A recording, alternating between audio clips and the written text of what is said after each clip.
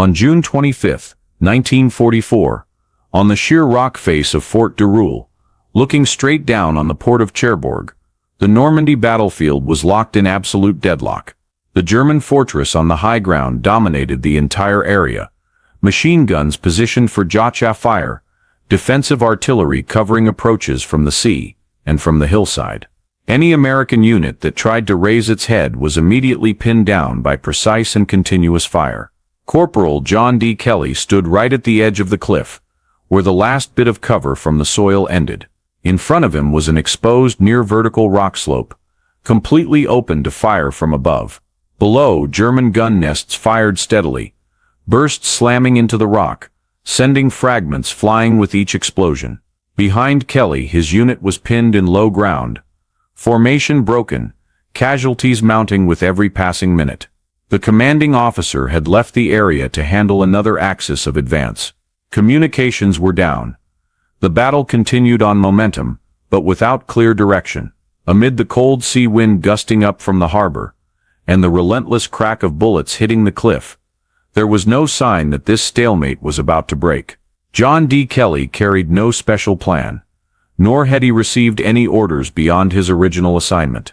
He paused for a brief breath, assessing the distance, the slope and the rhythm of the enemy fire. Then he left the last cover, charged along the cliff under the hail of bullets, beginning the action that history would later call scaling the cliff, the action that forced an entire fortress to lay down its arms. Before the moment John D. Kelly stepped away from the cliff edge at Fort du Roule on the morning of June 25, 1944, his life bore no sign of a man who would be remembered in history. Kelly was born in the United States in the early 1920s, growing up during a time when the country was gripped by economic instability, and manual labor was the only path to survival.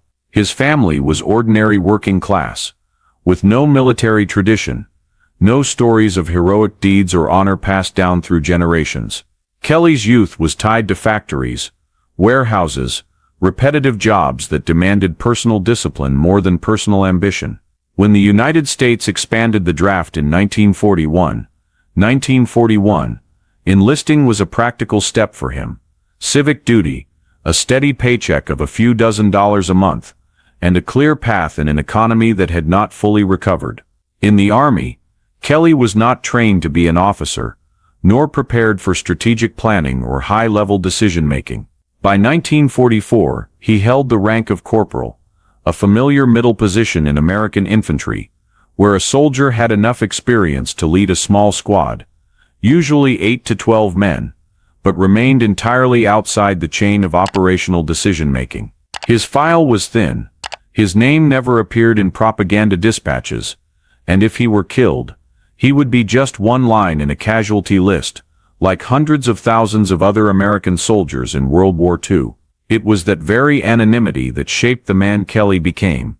He was accustomed to figuring things out when situations turned chaotic, accustomed to making small but life-or-death decisions when orders had not yet arrived or when superiors were absent.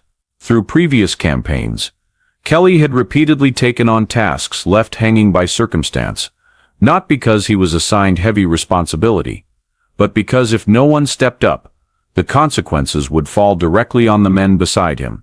From that came a quiet habit: observe quickly, assess reality, then act within the limits of his ability without waiting for perfect instructions. It was that ordinary man, a corporal accustomed to shouldering responsibility in silence, who stood on the cliff edge at Cherbourg, carrying his entire anonymous past into a moment that only a few dozen seconds later would carry him far beyond his former self. After D-Day on June 6, 1944, once the Utah and Omaha beaches were in Allied hands, the Normandy campaign immediately shifted to a harsher equation: logistics. By mid-June, more than 325,000 American and British troops were on French soil, with tens of thousands more arriving every day. Each infantry division required an average of 600–700 tons of supplies per day. Armored divisions needed even more. The temporary landing beaches could not sustain that volume for long. Thus the next strategic objective was clearly defined: Cherbourg, the largest deep-water port on the Cotentin Peninsula. On June 18, 1944, American units began tightening the noose around the city, but Cherbourg was not a target that could be taken by a straight advance. Surrounding the port were coastal highpoints, among which Fort du Roule held the key position. The fortress sat more than 120 meters above sea level, looking directly down on the harbor and all approaches from the east and south. Built in the 19th century and heavily modernized from 1941, Fort du Roule became a reinforced concrete block with walls 1.5 to 2 meters thick, linked by bunkers, underground tunnels and communication trenches. From there, the Germans positioned MG-42 machine guns, defensive artillery, and overlapping fire points, creating a web of fire that could dominate any movement at the base of the hill. The natural terrain reinforced that defense. The slopes around the fortress were open, with little cover, sheer cliffs facing the sea, leaving attacking infantry almost no concealment. From June 20th to 24, American artillery fired thousands of rounds at suspected positions. Aircraft bombed continuously, but the effect was limited. The bunkers were designed to withstand bombardment, and when the dust settled, the defensive fire resumed. Tactically, every doctrine pointed to the same conclusion. A frontal assault on a fortress like Fort du Roule required at least a 3-1 advantage in manpower, overwhelming fire support, and lengthy preparation. The reality at Cherbourg was the opposite. Many American units had to attack with thin forces, spread across multiple axes, while the enemy made maximum use of terrain and fortifications. The mathematics of war at that moment were cold. Each frontal assault wave meant rapidly rising casualties, and if prolonged, the entire tempo of the Normandy campaign would slow, bringing greater strategic risk. In that world, the individual soldier hardly existed as a distinct human being. They became numbers in daily reports. How many killed? How many wounded? How many meters of ground gained? War operated like a gigantic machine, driven by logistics, firepower, and orders, completely indifferent to the name or past of the man crawling up the slope under fire. It was in that context, amid precisely recorded dates, cold numbers, and impenetrable concrete blocks, that John D. Kelly was thrust into the center of a system designed to crush men, where every reasonable option led to the same outcome: unacceptable losses, unless something broke that trajectory. On the morning of June 25, 1944, as the clock passed 10 a.m., the American assault on the eastern slope of Fort du Roule, above the port of Cherbourg, fell into clear deadlock. The infantry unit had closed on the base of the hill since dawn, but the moment they crossed the last open strip of ground, less than 80 meters, they were immediately pinned by fire from above. MG-42 machine gun nests in the bunkers fired at a steady rhythm, about 1,200 rounds per minute, sweeping the slope with overlapping fields of fire. German defensive artillery adjusted each burst, shells exploding only meters from the American formation, forcing the men to hug low ground where there was little cover beyond small mounds and shallow ditches. In just over 2 hours, the unit had taken more than a dozen casualties, most from shrapnel and aimed fire while trying to move between positions. Around mid-morning, the direct commanding officer of the assault was hit by shrapnel in the shoulder and leg, forcing him to be evacuated to the rear. Radio communications were disrupted by the steep terrain and interference from the fortress, so orders from higher command never reached the front line. The fight continued on inertia, but without clear coordination. Each squad held its position and tried to survive under steady fire from above. In that situation, the corporal standing at the cliff edge could see the entire battlefield in one view. He saw the distance from his position to the open rock slope was only a few dozen meters, but that stretch was completely exposed to fire. He saw the gun nests below, estimated their angles and firing rhythm, and realized the enemy was neither rushed nor panicked.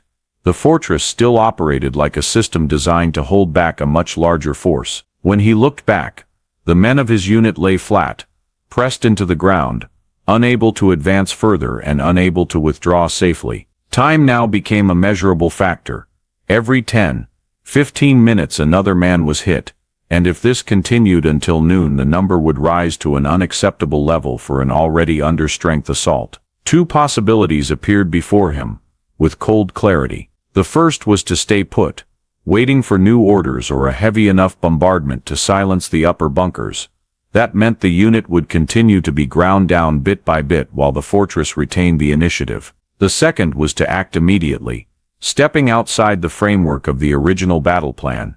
That carried extreme risk, almost certain death for the man who did it.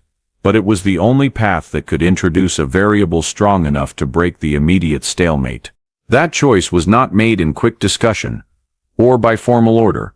It formed in silence, between the sea wind blowing from Cherbourg harbor, and the dry sound of bullets striking rock. No one ordered him to stand or charge, and no one objected or stopped him, because the men around him were busy staying alive. The corporal assessed the distance, the slope, the enemy's firing rhythm, and the cost of each option in a few short breaths. Just as he had grown accustomed to doing in chaotic situations before, when the chain of command had not yet responded. He understood clearly that staying still was not a tactic, only a postponement of a worse outcome. When he moved out of cover and prepared to charge toward the open rock slope, the battlefield around Fort du Roule remained in its previous state, as if the gigantic war machine had not yet noticed that one small gear was about to slip free of the orbit long considered unchangeable. The moment John D. Kelly left cover happened late in the morning of June 25, 1944, and from that point everything narrowed into a span of mere seconds. He began the cliffside dash with the first few steps along the cliff edge, where the last layer of soil ended, and the bare rock slope opened before him. No cover, no trench, no element to conceal movement. Every footfall stood out clearly against the gray rock, and immediately the fortress fire adjusted to his direction. Machine gun bursts swept close past him, the dry crack of bullets tearing air, striking stone and sending small sparks and fragments flying behind.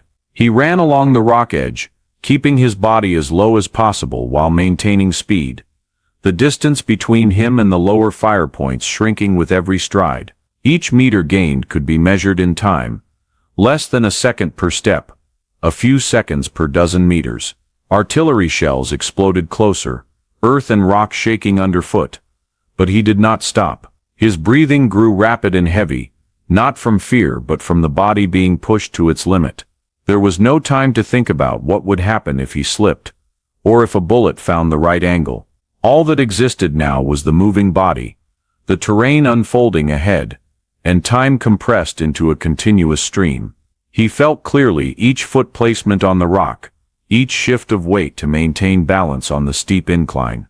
The distance from the cliff edge to the fortress approach area was no longer a number on a map, but a chain of consecutive actions. Step, breathe, keep speed, do not fall. Bullets continued to sweep close, some grazing his uniform, some embedding in the rock right in front of his boot, but there was no pause to adjust. In those dozens of seconds the battlefield behind him seemed severed from reality. The American unit remained pinned. The fortress maintained its fire, but all motion concentrated on a single point racing along the cliff. His body reacted faster than thought, relying on reflexes honed through training and battlefield experience. Maintain rhythm. Do not over-accelerate to avoid slipping. Do not slow to avoid becoming an easy target. Each breath was a stride forward, each stride a distance closed. The terrain sloping toward the defenders now became a naked running path where any mistake exacted immediate payment. There was no lengthy description of emotion in that moment, because there was no room for it to exist. The body filled all space, the terrain dictated every possibility, and time passed in a way felt through the pounding heartbeat. As he drew closer to the key area of the defensive system, German fire began showing tiny delays, not from weakening, but from the enemy, having to readjust angles and identify a target moving faster than anticipated. It was in those brief gaps that the cliffside dash transcended the meaning of an individual act. The corporal was no longer the man of minutes earlier, standing observing and calculating amid deadlock. In that continuous flow of motion he became an unaccounted variable in any defensive plan, a factor outside the logic of the fortress and the doctrine of war.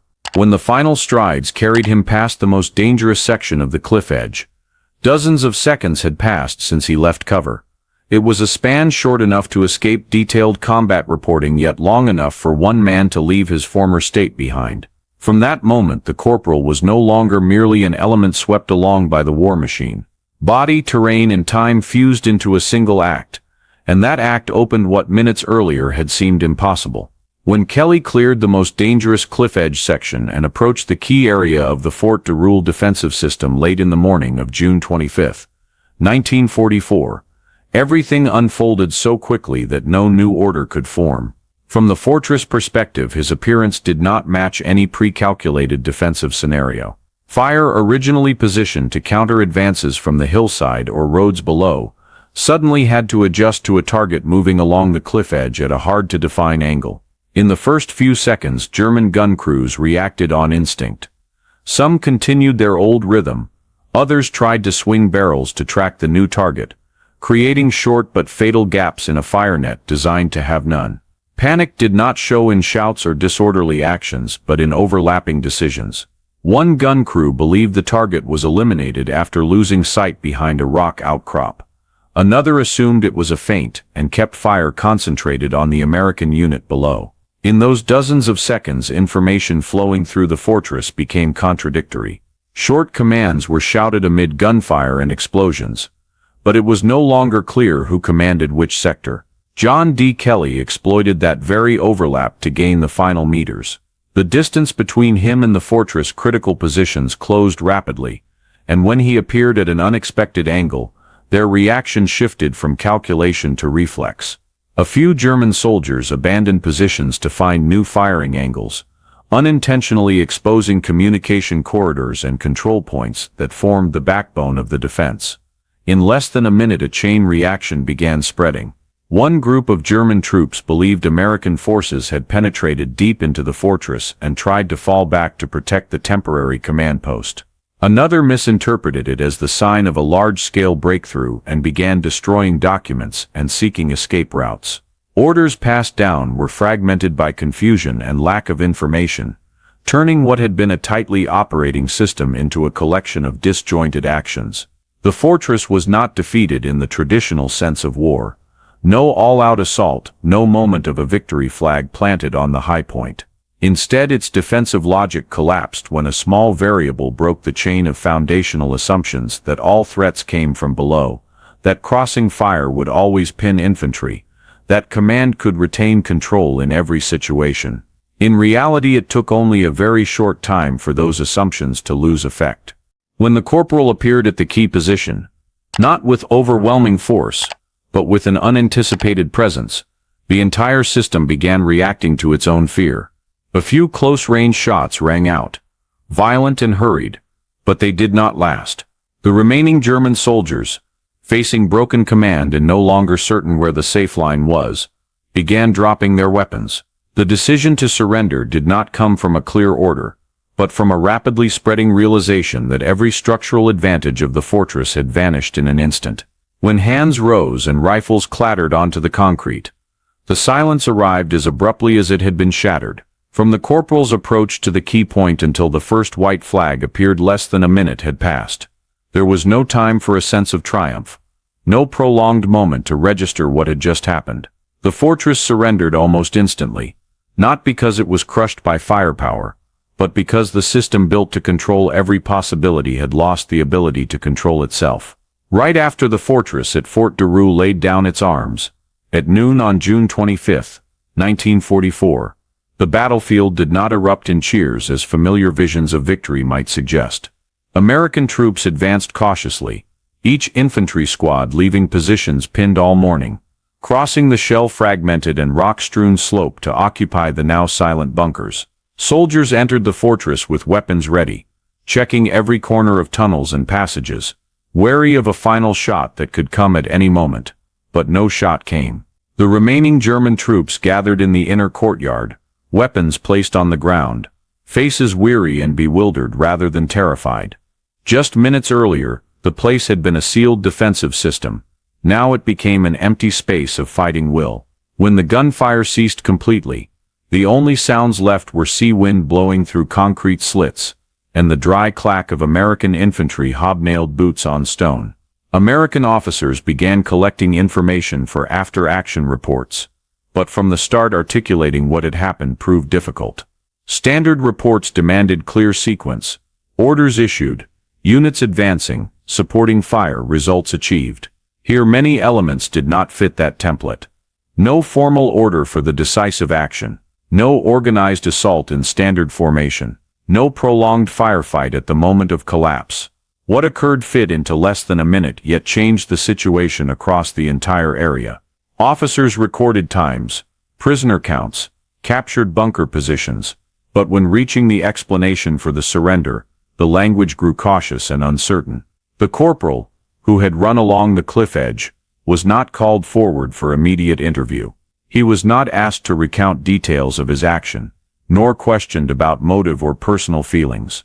In the flow of the campaign, maintaining momentum and exploiting opportunity mattered more than analyzing an anomalous moment. The unit quickly received orders to push deeper into Cherbourg, where other scattered resistance pockets remained. Kelly returned to his place in the formation, carrying the same weapon and gear as before, showing no sign he had just been the center of a major event. No public praise, no immediate ceremony, no sense of relief usually tied to victory. Instead, there was a heavy stillness as adrenaline faded, and the familiar rhythm of war resumed. The soldiers looked at one another in silence, aware they had just escaped a situation that could have ground the entire unit down if prolonged. The violence ended so quickly it left no clear emotion. It carried no exultation, only a quiet aftermath. The void after the war machine paused at this point, and prepared to continue elsewhere. After the war, when the guns fell silent, and America entered the years of Reconstruction, the former corporal left military service and returned to civilian life like millions of other veterans. He did not return as a symbol, nor carry the story of Fort du Roule as part of his personal identity. His discharge papers recorded briefly his service time, unit, campaigns participated in, then closed with familiar administrative lines. He found steady work, started a family, lived in a community where war gradually became a distant memory mentioned on commemoration days. No memoir was written. No lectures given to recount the Cliffside dash. No effort made to turn that moment into personal legend.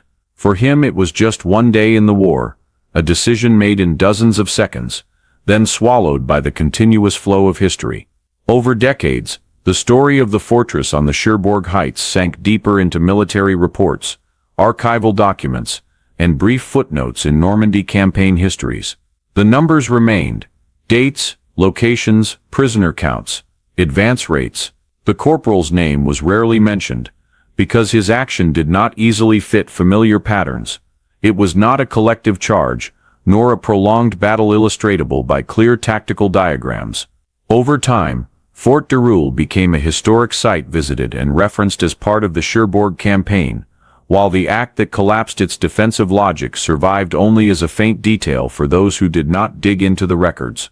But one truth remains undiminished by time or silence. On the morning of June 25, 1944, if that corporal had not left cover and charged along the cliff, the stalemate at Fort du Roule could have lasted many more hours or even days.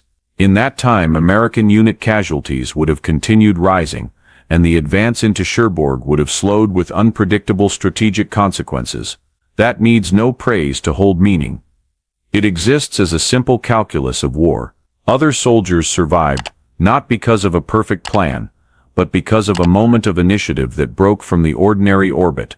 Looking back across decades, the corporal's legacy lies not in fame or awards, but in his very anonymity. He did not represent a polished heroic image, but a familiar type in modern war. Ordinary individuals placed in extraordinary situations where personal choice could deflect an enormous machine. War granted him no glory. It only placed him in a moment where if he stood still, others would fall. And he did not stand still. If you want to keep following historical stories where a single personal decision could shift the course of an entire war, please subscribe to the channel so you don't miss the next episodes. Thank you for listening, and see you in the next story.